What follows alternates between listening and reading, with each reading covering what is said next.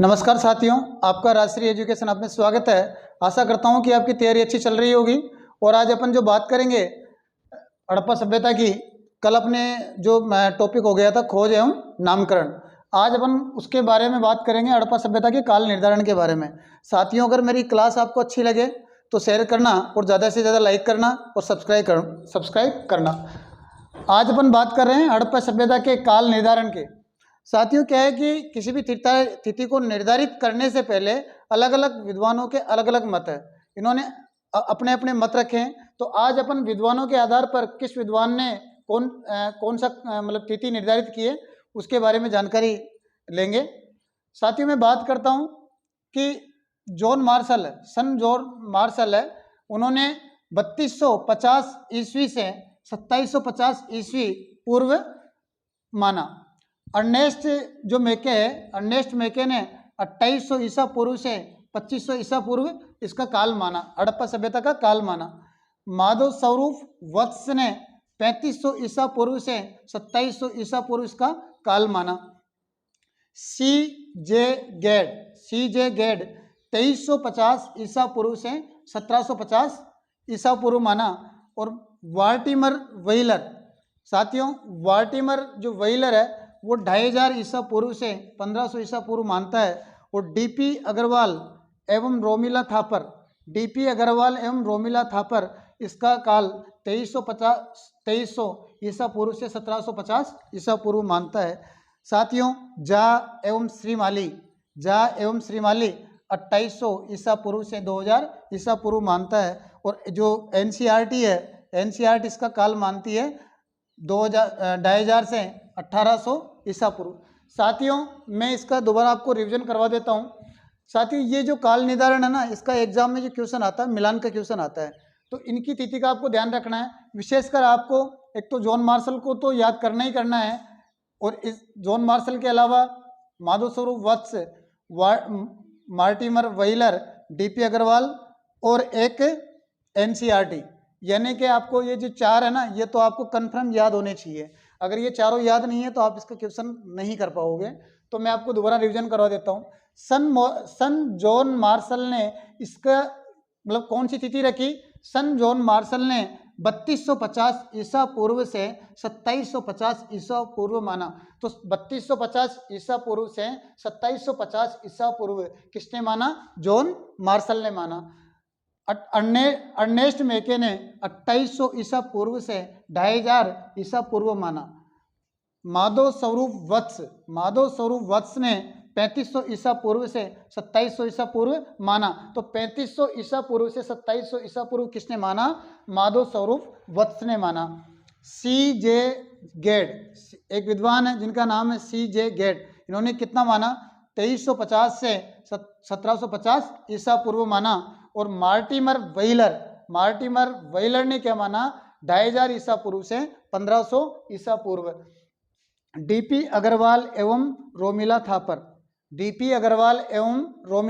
ने 2350 ईसा पूर्व से 1750 ईसा पूर्व माना। तो साथियों, 2350 ईसा पूर्व से 1750 ईसा पूर्व किसने माना? डीपी अग्रवाल एवं रोमिला थापर ने। जा एवं श्रीमाली ने माना 2800 ईसा पूर्व से 2000 ईसा पूर्व। एवं एनसीईआरटी कितना मानती है साथियों? 2500 ईसा पूर्व से 1800 ईसा पूर्व। तो 2500 से 1800 ईसा पूर्व कौन मानता है? एनसीईआरटी। ये काल निर्धारण आपको ध्यान रखना है कि वेरी इंपॉर्टेंट है। चाहे आप कोई सा भी एग्जाम दोगे तो इनमें से क्वेश्चन जरूर आता है, तो इस पर विशेष आपको फोकस करना है। तो साथियों, मैं आगे बढ़ता हूँ। साथियों, सर्वप्रथम हड़प्पा जो सभ्यता है इसकी तिथि का निर्धारित किसने किया? मतलब जो हड़प्पा सभ्यता है उसका सर्वप्रथम निर्धारित मतलब तिथि निर्धारित किसने की थी? सबसे पहले जो हड़प्पा सभ्यता है उसकी तिथि निर्धारित किसने की थी? तो हड़प्पा सभ्यता की सर्वप्रथम जो तिथि निर्धारित की थी,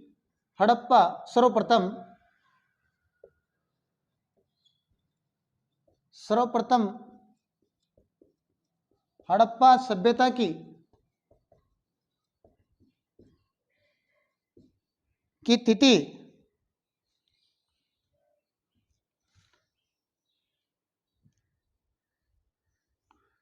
हाँ, हड़प्पा सभ्यता की तिथि सर जॉन मार्शल ने 1931 में निर्धारित की। तो साथियों, सबसे पहले मैंने कहा ना भाई, किसने तिथि निर्धारित की? तो सन जॉर्ज मार्शल ने की थी। और कब की थी? 1931 में। सारगोन मेसोपोटामिया के अभिलेख के आधार पर। साथियों, एक अभिलेख है सारगोन, कौन सी सभ्यता का है?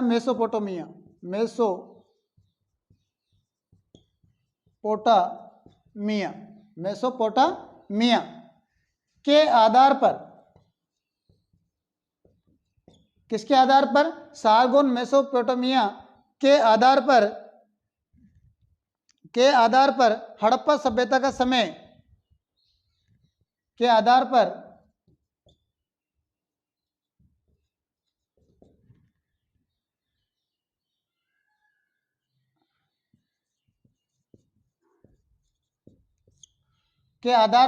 हड़प्पा सभ्यता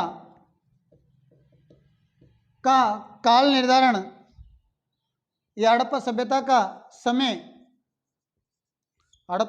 का समय जो जॉन मार्शल है ना, उसने माना है 3250 से 2750 ईस्वी पूर्व माना। तो साथियों, मेन चीज क्या है कि मैं बात करना चाहता हूं, आगे एक पद्धति है जिसे कहते हैं रेडियो कार्बन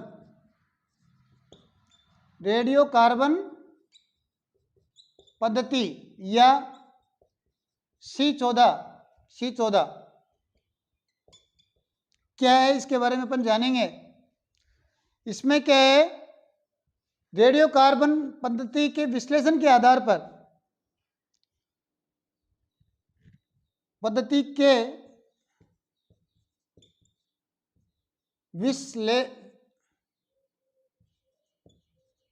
विश्लेषण के आधार पर डीपी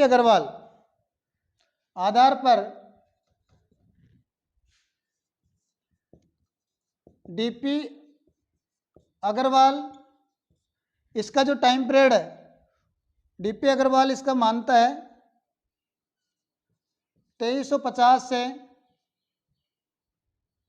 2750 ईस्वा पूर्व मानता है। रेडियो कार्बन डेंटिंग मतलब ये मत सर्वाधिक मान्य प्रतीत होता है। ये जो मत है ना रेडियो कार्बन वाला, ये मत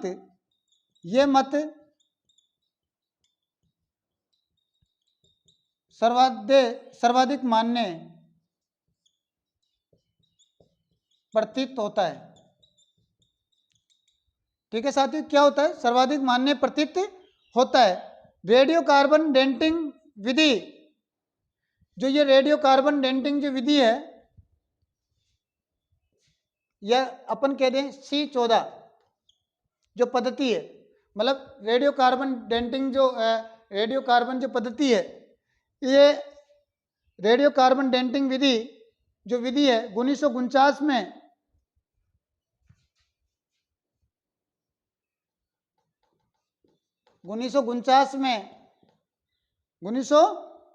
में विलार्ड जो फ्रैंक ने विकसित की।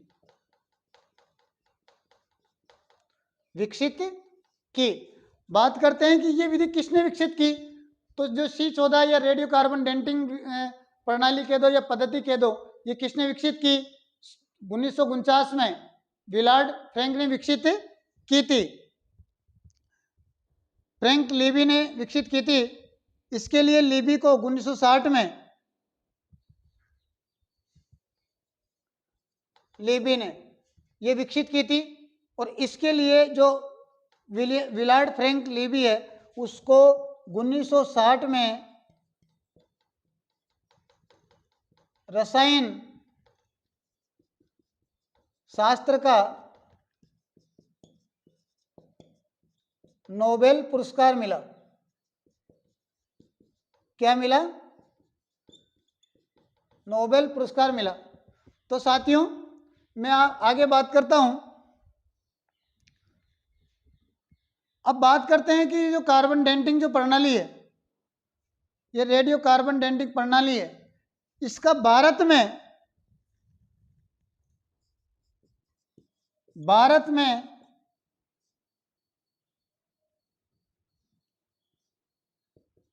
C14 का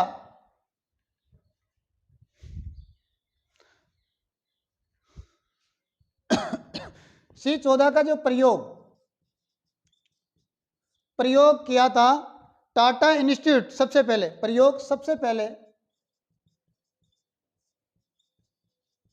टाटा इंस्टीट्यूट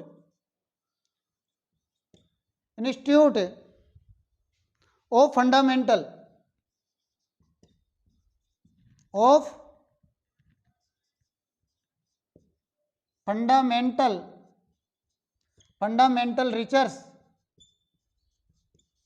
रिसर्च या शॉर्ट में कह दो TIER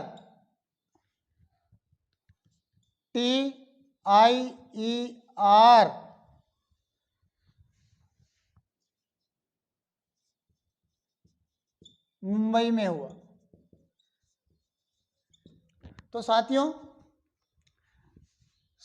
जो सर्वप्रथम जो हड़प्पा सभ्यता की तिथि, मतलब जो क्या है, सर्वप्रथम हड़प्पा सभ्यता की तिथि सर जॉन मार्शल ने 1931 में निर्धारित की। तो बात अपन करें कि सबसे पहले किस व्यक्ति ने हड़प्पा सभ्यता की तिथि निर्धारित की, तो वो थे सन जॉन मार्शल ने 1931 में हड़प्पा सभ्यता की तिथि निर्धारित की। सर्वप्रथम किसने की? जॉन मार्शल ने। कब की? 1931 में। तो ये देखो आप, सर्वप्रथम हड़प्पा सभ्यता की तिथि सर जॉन मार्शल ने 1931 में निर्धारित की। सारगोन एक अभिलेख है, सारगोन अभिलेख जो है मेसोपोटामिया में, कहाँ है? मेसोपोटामिया में है। ये जो जॉन मार्शल है ना, ये जॉन मार्शल ने किसके आधार पे माना था? सारगोन मतलब सारगोन अभिलेख जो मेसोपोटामिया में है के आधार पर हड़प्पा सभ्यता का समय 3250 से 2750 ईसा पूर्व माना।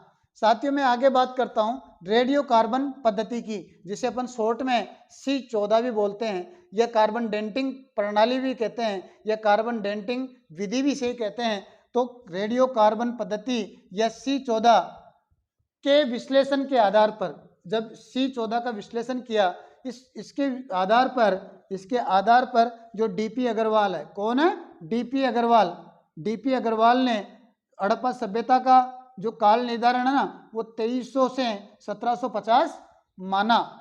मतलब किसके आधार पर? C14 पे। तो C14 के आधार पर हड़प्पा सभ्यता का काल निर्धारण कितना है? 2300 से 1750 ईसा पूर्व। और डीपी अग्रवाल के आधार पे या रोमिला थापर के आधार पे भी 2300 से 1750 ईसा पूर्व माना, क्योंकि उसी के आधार पे ये लोग माने थे। ये जो मत है कार्बन 14 वाला, ये मत सर्वाधिक क्या है? मान्य प्रतीत होता है, ये माना जाता है।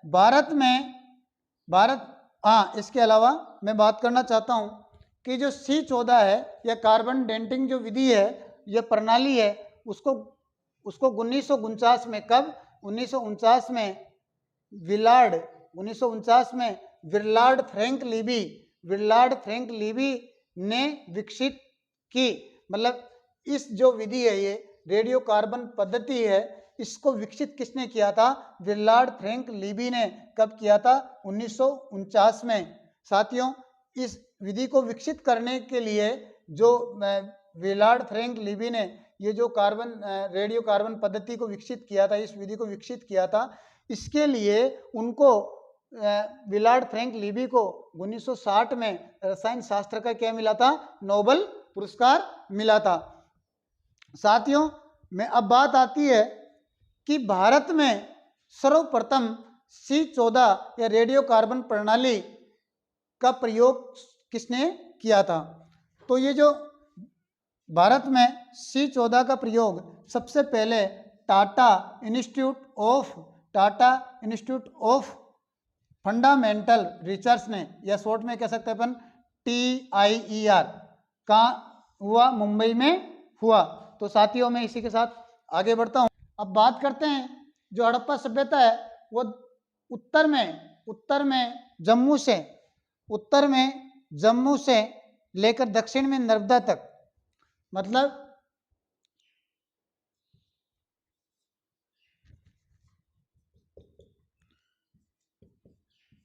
उत्तर में जम्मू से लेकर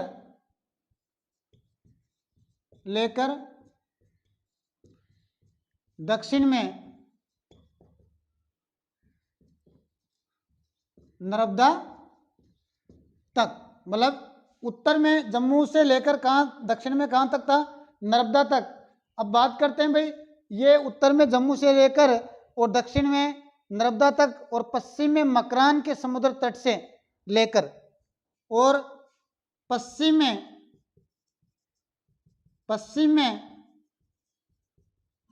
मकरान के समुद्र तट से लेकर पश्चिम में मकरान के समुद्र तट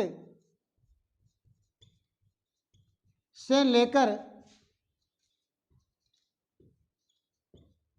पूर्व में, मतलब पश्चिम में मकरान के समुद्र तट से लेकर पूर्व में उत्तर प्रदेश के मेरठ जिले तक था। पूर्व में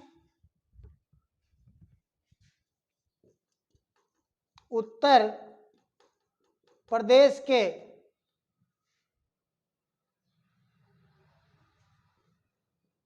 मेरठ जिले तक था।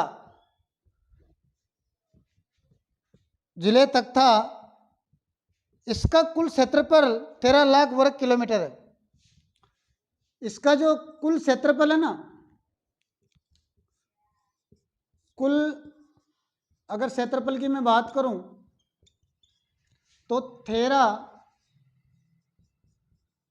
लाख वर्ग किलोमीटर।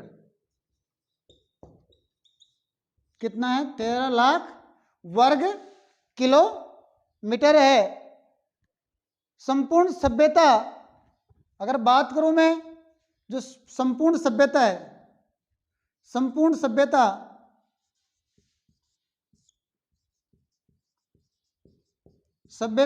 त्रिभुजाकार है।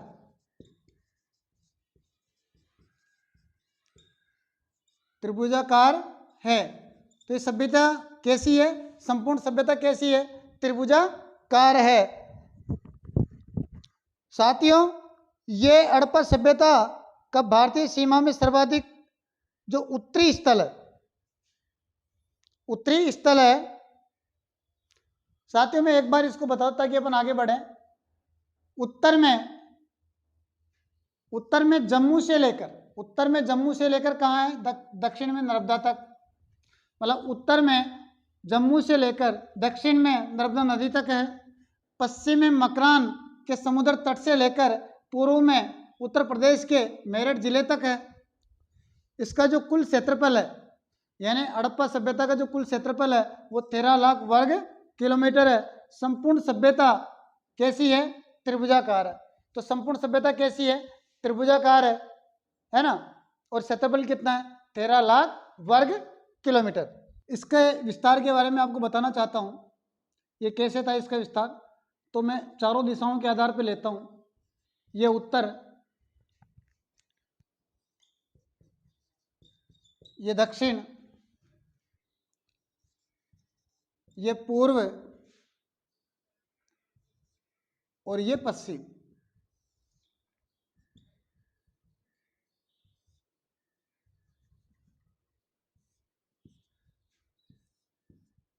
साथियों उत्तर में ये मांडा, उत्तर में कहाँ है? मांडा। मांडा कहाँ है? जम्मू में। और किस नदी पे है? चिनाब नदी पर। चिनाब नदी पर, ठीक है। दक्षिण में है ये देमाबाद।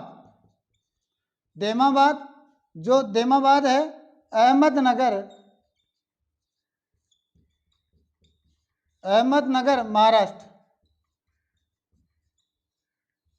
कहाँ है? अहमदनगर महाराष्ट्र। अहमदनगर महाराष्ट्र है। और अगर मैं बात करूं पूर्व में तो आलमगीर उत्तर प्रदेश, और पश्चिम की बात करें तो ये है सूत कांगेंडोर यानी पश्चिम। सूत सूत कांगे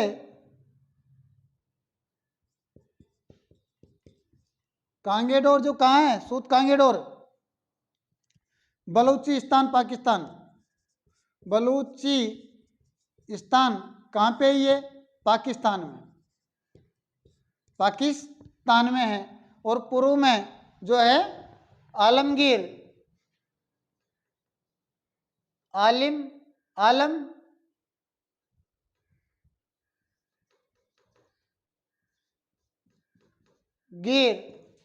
यूपी। मतलब आलमगीर यूपी है। और ये क्या है? ये है 1400 किलोमीटर। और ये जो है ना पूर्व से पश्चिम, ये है 1600 किलोमीटर इसका विस्तार है। तो मैं आपको डिटेल बता दूं साथियों, जो हड़प्पा सभ्यता है ना, इसका विस्तार दिशाओं में किधर किधर है उसके बारे में अपन बात कर रहे हैं। उत्तर में है ये मांडा जम्मू। मांडा जम्मू से चिनाब नदी पर है।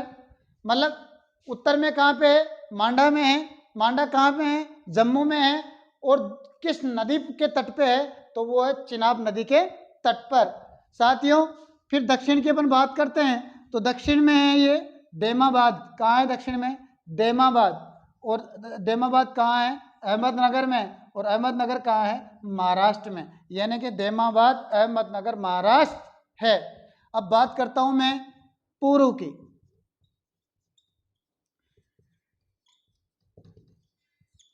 पूर्व में ये आलमगीर यूपी या आलमगीर उत्तर प्रदेश। और इधर अपन बात करें तो पश्चिम में है सूत कांगेंडोर। सूत कांगेंडोर ये कहाँ है? बलूचिस्तान पाकिस्तान में है। तो सूत कांगेंडोर कहाँ पे है? बलूचिस्तान पाकिस्तान में है। साथियों इसका जो विस्तार है ना, हड़प्पा सभ्यता का विस्तार पूर्व से पश्चिम की ओर या पश्चिम से पूर्व की ओर ज़्यादा हुआ है, क्योंकि उत्तर से दक्षिण की ओर 1400 किलोमीटर में ये फैली हुई है। कितने किलोमीटर में? 1400 किलोमीटर में। और बात करें अपन पश्चिम से पूर्व की ओर तो ये 1600 किलोमीटर में फैली हुई है। कितने में? 1600 में। यानी 200 किलोमीटर ज़्यादा है। तो इसका हड़प्पा सभ्यता का विस्तार ज़्यादा कहाँ पे है? पश्चिम से पूर्व की ओर। किधर है? पश्चिम से पूर्व की ओर। इधर होने का कारण क्या है? साथ ही ये मैदानी भाग था और इस मैदानी भाग में नदियाँ भी ज़्यादा थी, तो मतलब डेवलप ये विकास अच्छा था। इसी कारण इस क्षेत्र में ये ज़्यादा हड़प्पा सभ्यता का क्या हुआ था? विस्तार। तो साथियों मैं इसी के साथ आगे बढ़ता हूँ। साथियों जो हड़प्पा सभ्यता है ना, यह सैंधव सभ्यता है, एक ही चीज़ है दोनों। सैंधव सभ्यता का सर्वाधिक संकेंद्रण, जो संकेंद्रण है, सर्वाधिक जो संकेंद्रण है, यह विस्तार। संकेंद्रण का मतलब होता है विस्तार। ये कहाँ है? हगरा गगर। यह विस्तार कर दो, एक ही बात है दोनों। हकरा कौन सी है? हकरा गगर।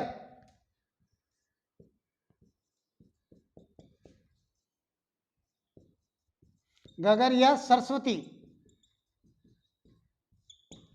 सरस्वती नदी मार्ग क्षेत्र में, मार्ग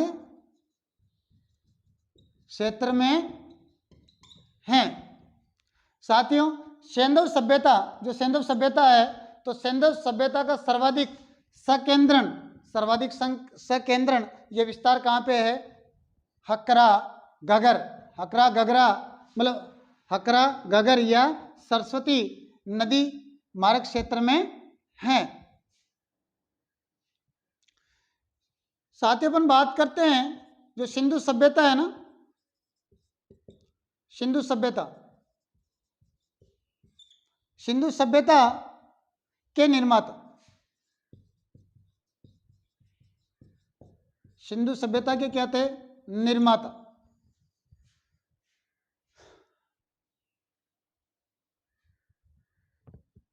इस सिंधु सभ्यता में कम से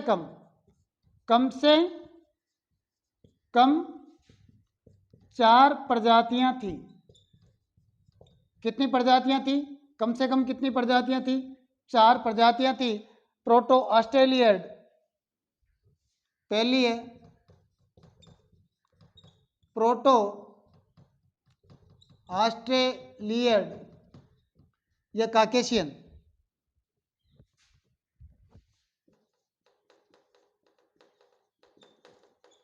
काकेशियन भी इसको कहते हैं, काकेशियन भी इसको कहते हैं। भूमध्य सागरीय दूसरी है, भूमध्य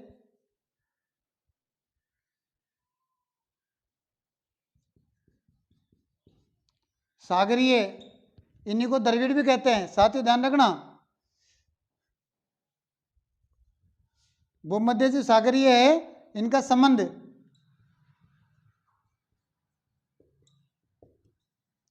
द्रविड़ जाति से भी, द्रविड़ जाति से माना जाता है, माना जाता है। तीसरी है अल्पाइन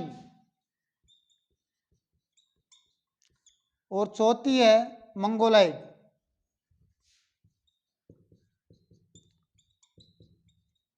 मंगोलाइड क्या है? मंगोलाइड। हड़प्पा सभ्यता के लोग मुख्यतः भूमध्य सागरीय थे। साथियों, इंपॉर्टेंट फैक्ट ये है कि जो हड़प्पा सभ्यता है ना, हड़प्पा जो सभ्यता है, हड़प्पा सभ्यता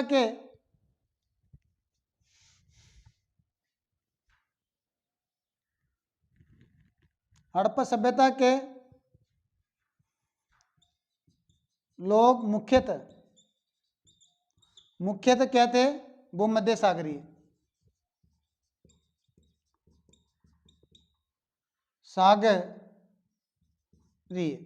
क्या थे? भूमध्य सागरीय थे। अब हड़प्पा सभ्यता की अपन बात करें तो जो हड़प्पा सभ्यता है, तो ये हड़प्पा सभ्यता के जो निर्माता की बात करें भाई, जो निर्माता तो द्रविड़ जाति, द्रविड़ है। कौन है? द्रविड़ है। सर्वप्रथम बीबी लाल ने प्रतिपादित किया था कि हड़प्पा के लोग एवं ऋग्वैदिक आर्य एक ही थे। बीबी लाल ने। साथियों, सर्वप्रथम बीबी लाल ने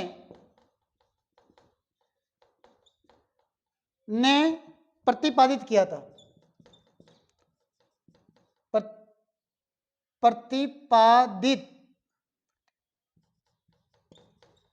प्रतिपादित किया कि हड़प्पा एवं आर्य दोनों एक ही है। क्या है? एक ही है। साथियों, जो हड़प्पा सभ्यता है ना, तो सेंधव सभ्यता या हड़प्पा सभ्यता का सर्वाधिक सकेंद्रण, सेंधव सभ्यता या हड़प्पा सभ्यता का सर्वाधिक सकेंद्रण यानी विस्तार हकरा गगर सरस्वती मार्ग क्षेत्र में है। तो सबसे ज्यादा हड़प्पा सभ्यता का विस्तार या संकेंद्रण क्योंकि सकेंद्रण और विस्तार दोनों एक ही है, तो विस्तार कहाँ पे सबसे ज्यादा है? हकरा घगरा या सरस्वती नदी के मार्ग क्षेत्र में, उन पे नहीं, नदी पे, उनका जो बीच का जो मार्ग है ना उस क्षेत्र पर। सिंधु सभ्यता के, अब जो सिंधु सभ्यता है ना या हड़प्पा सभ्यता के निर्माता कौन थे? तो इनमें कम से कम 4 प्रजातियां हैं। कितनी हैं? कम से कम कितनी प्रजातियां हैं? 4 प्रजातियां हैं। Number 1 proto Australoid. कौन सी? प्रोटो ऑस्ट्रेलियड, या इस प्रोटो ऑस्ट्रेलियड को ही काकेशियन कहते हैं। प्रोटो ऑस्ट्रेलियड को क्या कहते हैं? काकेशियन। दूसरी जो प्रजाति है वो है भूमध्य सागरीय। कौन सी है? भूमध्य सागरीय। इनका संबंध किससे है? द्रविड़ जाति से माना जाता है। मतलब भूमध्य सागरीय और द्रविड़ जाति दोनों एक ही है, क्योंकि इनका संबंध, भूमध्य सागरीय का संबंध किससे मानते हैं? द्रविड़ से माना जाता है। तीसरी है अल्पाइन। तीसरी कौन सी है? अल्पाइन। तीसरी है अल्पाइन। चौथी है मंगोलाइड। कौन सी? मंगोलाइड। हड़प्पा सभ्यता के लोग मुख्यतः भूमध्य सागरीय थे। कैसे थे? हड़प्पा सभ्यता के लोग मुख्यतः कैसे थे? भूमध्य सागरीय। और साथियों सर्वप्रथम बीबी लाल के द्वारा, बीबी लाल ने सर्वप्रथम, साथियों बीबी लाल ने, किसने? बीबी लाल ने प्रतिपादित किया था कि हड़प्पा एवं आर्य दोनों एक ही है। यानी हड़प्पा के लोग और आर्य दोनों क्या थे? एक ही थे। ये बात सर्वप्रथम किसने प्रतिपादित की थी? बीबी लाल ने। तो साथियों मैं आगे बढ़ता हूं। तो साथियों जो डॉक्टर लक्ष्मण स्वरूप है, मतलब विद्वान है, और सिंधु सभ्यता के निर्माता कौन थे? यहाँ बात करते हैं अपन कि सिंधु सभ्यता के निर्माता कौन थे। तो अलग अलग विद्वानों ने अपने अलग अलग मत रखे हैं। तो डॉक्टर लक्ष्मण स्वरूप एवं रामचंद्र, डॉक्टर लक्ष्मण स्वरूप एवं रामचंद्र, डॉक्टर लक्ष्मण स्वरूप एवं रामचंद्र के आधार पर ये कौन थे? आर्य थे। मतलब डॉक्टर लक्ष्मण स्वरूप एवं रामचंद्र के आधार पर सिंधु सभ्यता के निर्माता कौन थे? आर्य थे। और गार्डन चाइल्ड एवं व्हीलर के आधार पर ये सुमेरियन थे। जो मेसोपोटामिया के थे जो लोग थे वो सुमेरियन थे। तो गार्डन चाइल्ड एवं व्हीलर मानता है कि सिंधु सभ्यता के निर्माता सुमेरियन थे। राखलदास बनर्जी एवं सुनीति चटर्जी, राखलदास बनर्जी एवं सुनीति चटर्जी के आधार पर ये लोग क्या थे? द्रविड़ थे। मतलब राखलदास बनर्जी एवं सुनीति चटर्जी के आधार पर ये लोग कौन थे? द्रविड़ थे। अमलानंद घोष एवं धर्मपाल अग्रवाल के आधार पर, अमलानंद घोष एवं धर्मपाल अग्रवाल के आधार पर ये थे सोती संस्कृति के थे। यानी कि सिंधु सभ्यता के जो निर्माता थे वो कौन थे? सोती संस्कृति के थे। फेयर सर्विस एवं रोमिला थापर के आधार पर ये लोग ग्रामीण संस्कृति के थे एवं बलूची ग्रामीण संस्कृति है। साथियों डॉक्टर लक्ष्मण स्वरूप एवं रामचंद्र के आधार पर ये क्या थे? आर्य थे। गार्डन चाइल्ड एवं व्हीलर के आधार पर ये क्या थे? Sumerian Mesopotamia. राखलदास बनर्जी के आधार पर ये क्या थे? द्रविड़। राखलदास बनर्जी एवं सुनीति चटर्जी के आधार पर क्या थे? ये द्रविड़ थे।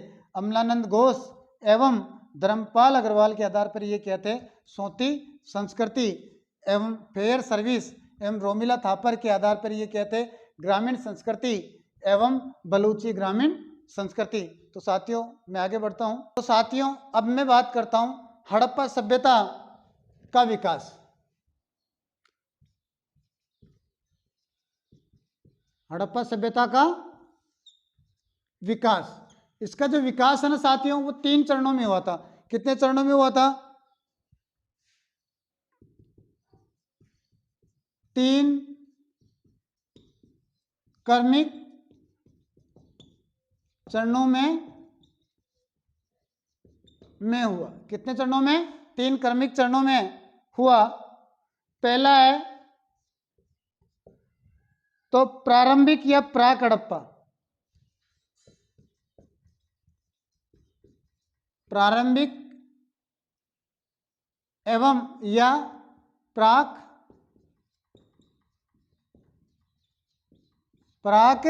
हड़प्पा। इसकी तिथि की अपन बात करें तो है 3200 से 2600। 3200 से 2600 ईसा पूर्व। नंबर दूसरी है परिपक्व या हड़प्पा।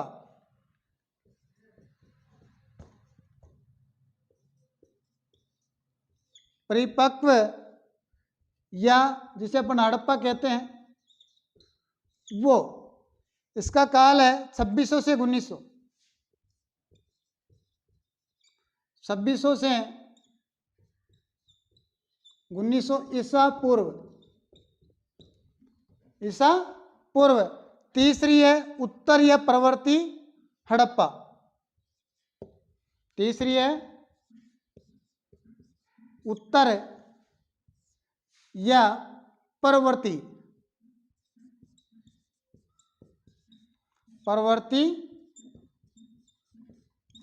हड़प्पा 1900 से 1300। 1900 से 1300 ईसा पूर्व। ईसा पूर्व। तो साथियों अपन ने हड़प्पा सभ्यता की खोज के बारे में पहले पढ़ लिया, नामकरण भी देख लिया, जो पिछली क्लास जो अपनी आई थी खोज और नामकरण की थी। और इसमें जो अपन बात कर रहे हैं हड़प्पा सभ्यता के काल निर्धारण अपन ने देख लिया है इस क्लास में। और इसका काल निर्धारण अपन देख चुके हैं, विस्तार देख चुके हैं। अपन ने हड़प्पा सभ्यता के निर्माता कौन थे वो देख चुके हैं। साथ में अपन देख रहे हैं इसका विकास, यानी हड़प्पा सभ्यता का जो विकास है वो कितने चरणों में हुआ। वो 3 क्रमिक चरणों में हुआ। कितने? 3 क्रमिक चरणों में हुआ है। पहला है प्रारंभिक या प्राक हड़प्पा। प्रारंभिक या प्राक हड़प्पा जो है 3200 से 2600 ईसा पूर्व। और दूसरा है परिपक्व या हड़प्पा। क्या है? परिपक्व या हड़प्पा, जिसका काल है 2600 से 1900 ईसा पूर्व। तीसरी है उत्तर या परवर्ती हड़प्पा, यह है 1900 से 1300 ईसा पूर्व। तो साथियों कल अपन इसके बारे में बात करेंगे। प्रारंभिक या प्राक हड़प्पा की मैं कल आपके लिए क्लास लेके आऊँगा। तो साथियों इसी के साथ मैं क्लास को समाप्त करता हूँ। साथियों अगर मेरी क्लास आपको अच्छी लगे तो शेयर करना, ज़्यादा से ज़्यादा लाइक करना और मेरे चैनल को सब्सक्राइब करना। साथियों मैं आपके लिए मेरी तरफ से पूरा 100% दे रहा हूँ, पूरी मेहनत के साथ आप लोगों को पढ़ा रहा हूँ। तो थोड़ा सा तो आपका भी फर्ज बनता है कि मेरी क्लास को शेयर करें, चैनल को सब्सक्राइब करें। साथियों जय हिंद।